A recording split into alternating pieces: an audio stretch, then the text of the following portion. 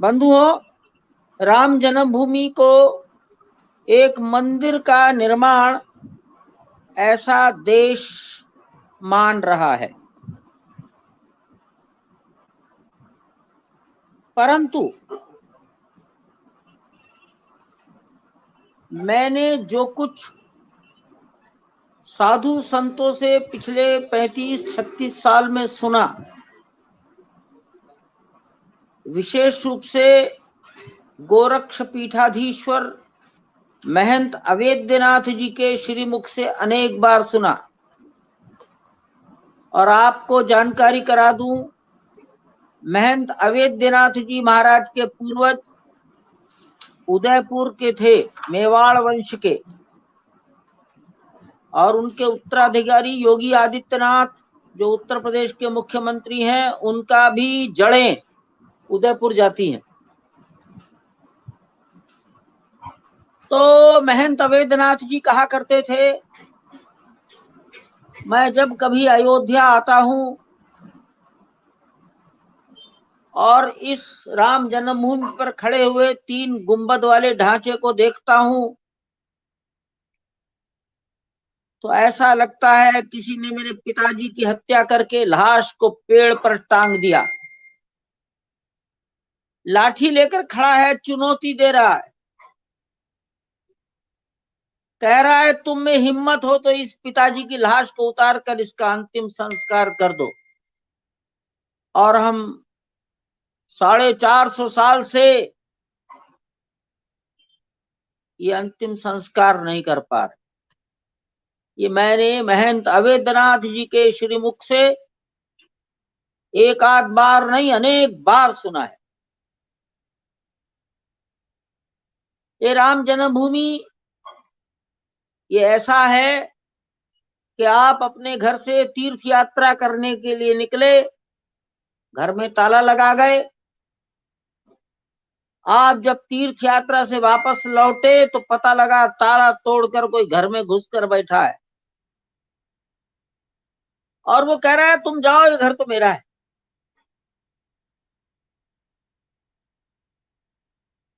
Encroachment, adverse position. अब आप लड़ते रहिए अदालतों में, घर मेरा था, ये घुस गया।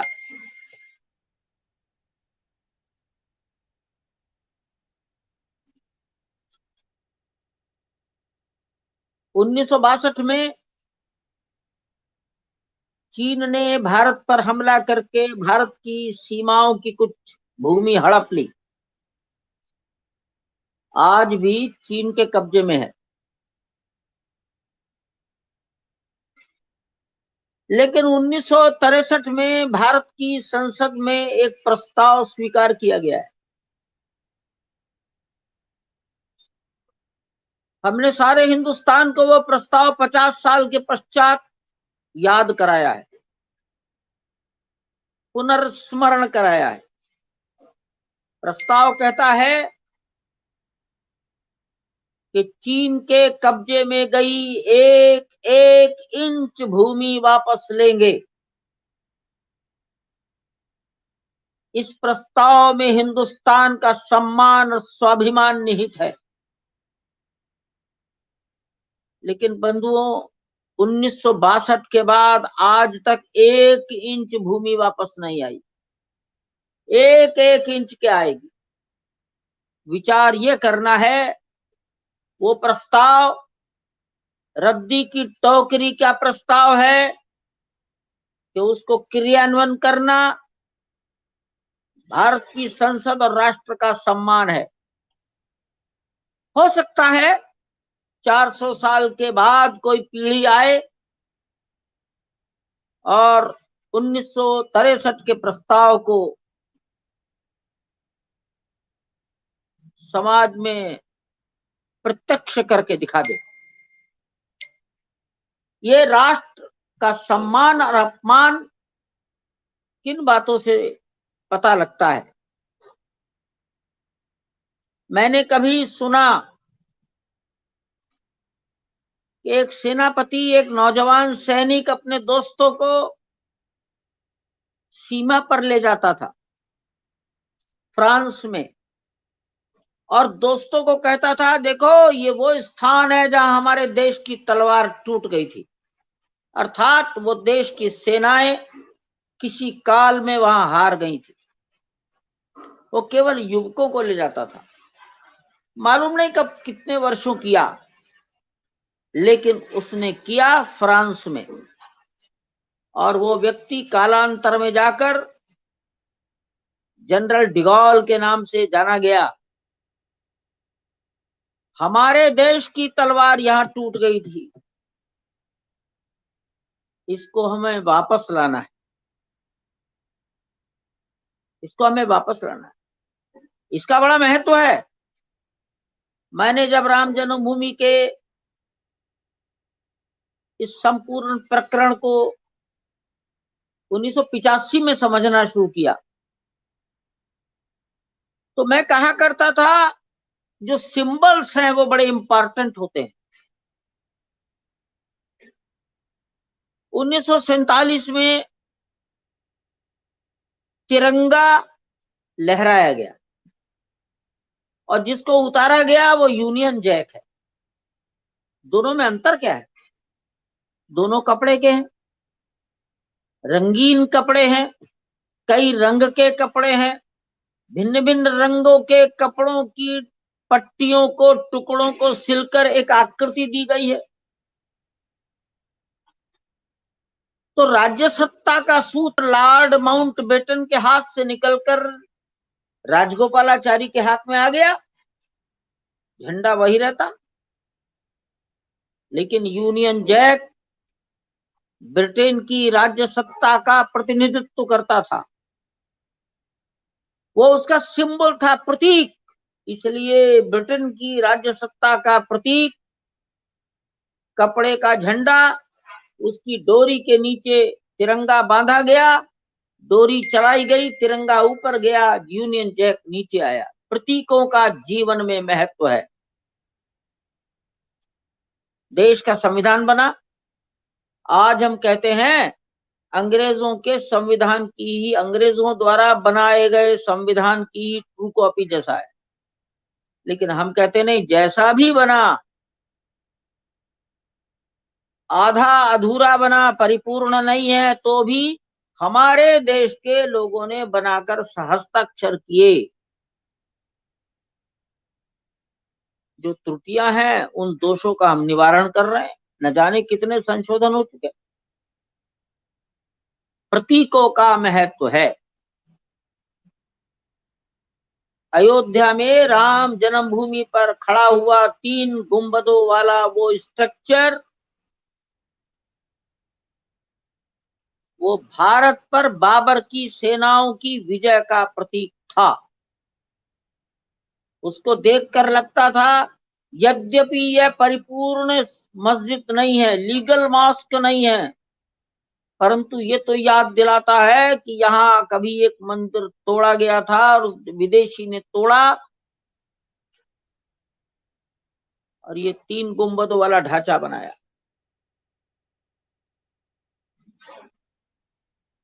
तो 1528 के अपमान का परिमार्जन ये राष्ट्र का सम्मान है। और ये 2-4 आदमियों के बस की बात नहीं थी। इस देश के लाखों करोड़ों लोगों में जब चेतना जगी और उस चेतना का परिणाम भारत की राज्य सत्ताओं पर पड़ने लगा, तब समाज में हलचल आई। उसी का परिणाम समाज के प्रत्येक वर्ग पर हुआ। उसी का परिणाम आज हम देख रहे हैं। तो राष्ट्र का जो निर्माण और जागरण है वो स्वाभिमान से जुड़ा है। जो समाज अपना पेट भरने के लिए अनाज कहीं और से मंगाएगा, सुरक्षा करने के लिए किसी दूसरे देश की छतरी अपने साथ रखता है, अटल जी कहा करते थे,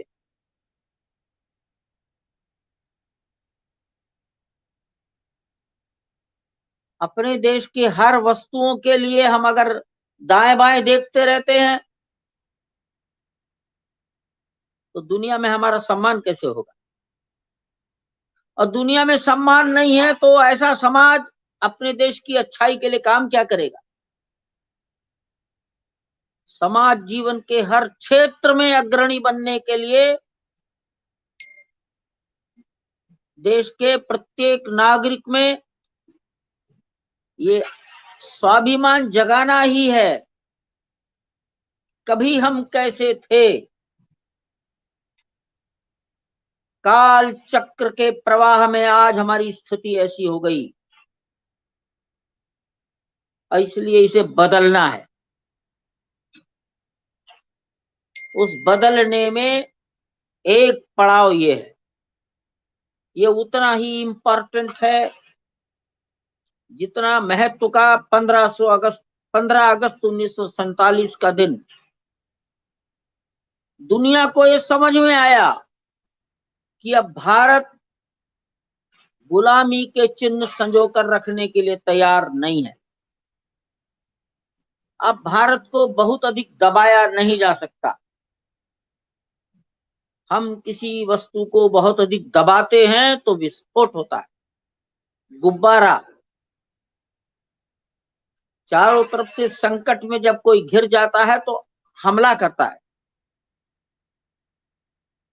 दुनिया में रहने वाले लेखकों ने इसी रूप में राम जन्मभूमि को लिखा है कि अब हिंदू समाज को अधिक दबाया नहीं जा सकता। तो जो विदेशियों के दबाव से दबाया नहीं जा सकता, वो समाज अपनी खोई हुई प्रतिष्ठा को वापस प्राप्त कर सकता है। आपने देख लिया कि मंदिर बनाने के लिए साधन कहां से आएंगे? तो करोड़ों हाथ, लाखों स्थान, गांव,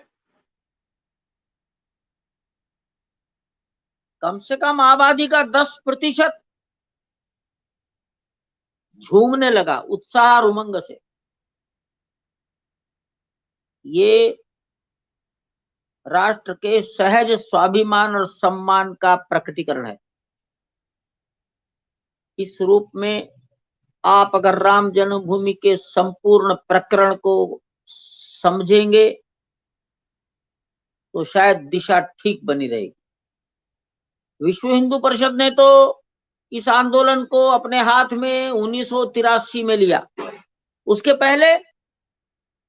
पहले अयोध्या, छोटी सी अयोध्या का समाज और साधु और पास पड़ोस के छोटे छोटे रियासतों के लोग ही लड़ते थे। उन्हीं की लड़ाई है 1528 से लेकर और 1934 तक, उन्हीं की लड़ाई। 1934 में यहाँ के नवयुवकों ने उसको पूरी तरह से ध्वस्त किया था। ब्रिटिश गवर्नमेंट ने पेनल्टी लगाई, उसको रिपेयर कराया था। ये समाज अपने सम्मान के लिए लड़ता रहा 500 साल। ये मेरी एक दृष्टि है। क्या ये भारत में ही हुआ है क्या? तो मैंने दत्तोपंत ठेंगड़ी जी से एक उदाहरण सुना है। वो बद्रीनाथ गए थे शिला पूजन के लिए 1989 में। मैं वहां 10 दिन पहले तैयारियों के लिए गया था। दत्तोपंत ठेंगड़ी ने रूस का एक उदाहरण दिया, विंटर पैलेस। उस विंटर पैलेस में तमाम पूर्वजों की मूर्तियों को रूस की सरकार ने सुरक्षित रखा था, यूएसएसआर। ठेंगड़ी जी कभी भ्रमण पर गए थे, जब वो मेंबर पार्लियामेंट थे तब सरकारी टूर पर गए थे और इस भ्रमण दल को दिखाया गया। ठेंगड़ी जी ने सवाल पूछा, जिन मूर्तियों की आपने ये सुरक्षा की है, इसको भव्य रूप में रखा है, आप तो इनके प्रति आदर नहीं करते? आज तो आप इन्हें मानते ही नहीं, फिर क्यों रखा? तब गाइड ने बताया हम आज इन्हें नहीं मानते, लेकिन युद्ध के काल में आक्रमणकारी सेना ने इनको तोड़ा। लड़ाई राज्य सत्ता से होती, इन मूर्तियों को क्यों तोड़ा? तो ये हमारा अपमान है, राष्ट्रीय अपमान है। इन मूर्तियों को में हमारी श्रद्धा नहीं है, परंतु ये हमारे पूर्वजों का हमें ज्ञान कराती, आभास कराती। इनको तोड़ना हमारा राष्ट्र का अपमान है। हमने अपने राष्ट्र के सम्मान के लिए इन मूर्तियों को पुनर्प्रतिष्ठा की। यूरोप में भी किसी देश के बारे में वर्णन हमारे बहुत अशोकराव चोगले करते थे। एक छोटा सा देश जब गुलामी से बाहर आ गया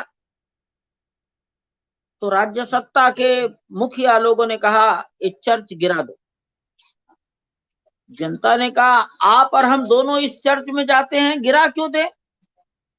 राजा कहता है यह आक्रमणकारी राज्य सत्ता ने जब हम गुलाम थे तब बनाया, इसको देखने से हमें गुलामी याद आती है, इसको गिराओ। चर्च में जाने वाले चर्च के अनुयायियों ने चर्च गिराया। इसमें राष्ट्र का सम्मान प्रकट होता है।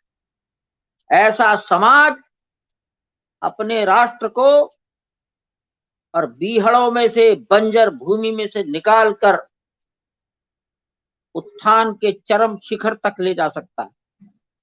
वो कार्य इस राम जन्मभूमि के कारण संपन्न हुआ है या ये मार्ग खुला है, ये मेरा राम जन्मभूमि के बारे में एक दृढ़ मत है, जिस पर